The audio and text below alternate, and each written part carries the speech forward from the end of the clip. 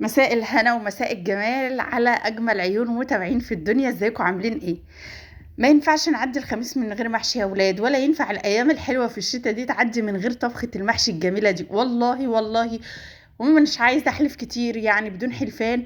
المحشي ده يعني اسهل حاجه والذ حاجه تتاكل، وفي ثانيه تعمليه. اوعي تكسلي، قومي كده شماري واستعيني بالله وصلي على النبي، اللهم صل وسلم على سيدنا محمد. وقومي كده اعملي لولادك، هاتي كرنبايه حلوه كده واعمليها لولادك في الجو ده والاجواء اللي جايه ان شاء الله. عايزه المحشي، شايفين الجمال ده؟ انا بعشق محشي الطماطم، انا بعشقه.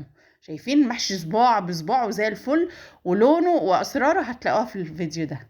يلا حطي لايك واشتركوا في القناه اللي لسه ما اشتركش، يفعل زر الجرس ويشترك ويحط لي كومنت حلو من قلبه، وصلوا على النبي، اللهم صل وسلم وبارك على سيدنا محمد. تعالوا نشوف عملناه ازاي. طبعا سبكنا التسبيكه بتاعه المحشي. انا جبت البصلتين عندي متوسطين وقطعت عليهم نص قرن فلفل حامي، نص، عشان اللي ما بيحبش الشطه ما يبقاش حامي عليه قوي. وبعدين هو للاسف ما طلعش حامي اصلا. خلاص، ونزلت عليه كده بكيلو من الطماطم حلو كده وزي الفل، وخليته يتسبك كده مع بعضه.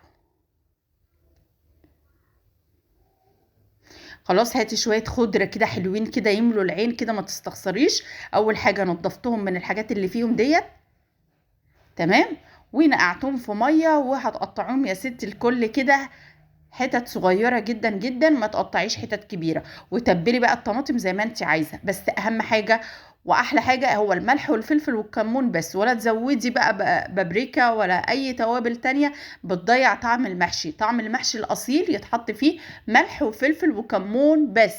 انت عايزه تزودي من نفسك وتحطي شطه حمراء، تمام. مش عايزه، خلاص كفايه عليه الملح والفلفل والكمون، غير كده ما تحطيش. نقعت كيلو رز كده، او يعني كيلو ناقص حبه صغيره، وحطيته كده في التسبيكه. خلاص، وهقلب عليه الخضره وطفيت النار عليه.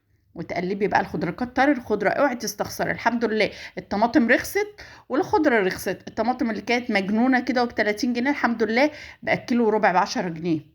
خلاص، تقطعي بقى. قطعت هنا الكرنب زي ما انت تحبي، برضو بتحبي الصوابع كبيره قطعيه كبير، بتحبيها صغيره قطعيه صغيره. احنا بنحب وسط، ولا كبير قوي ولا صغير قوي، زي ما انتوا شايفين قدامكم كده الجمال. ورصه جنب رصه، المحشي مش خارج منه حاجه، وتسقيه على المظبوط يطلع منك زي الفل وتمام يا قمر انت وهي.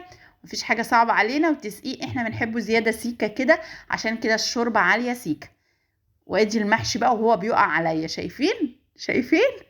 يلا الحمد لله، قدر الله ما شاء فعل. اعملوا لي لايك وحطوا لي كومنت حلو من قلبكم، واللي لسه ما اشتركش في القناه يشترك ويفعل زر الجرس عشان يوصل لكم كل جديد انا بقدمه.